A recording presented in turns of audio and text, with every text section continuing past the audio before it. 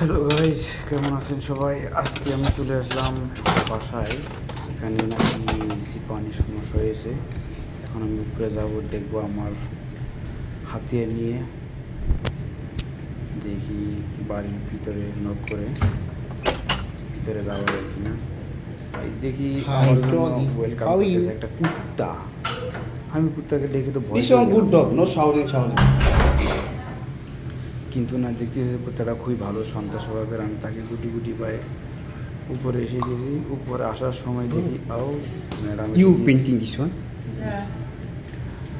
Madam আবার ভালো চিত্রকার, সে নিজে এইগুলো চিত্র করে।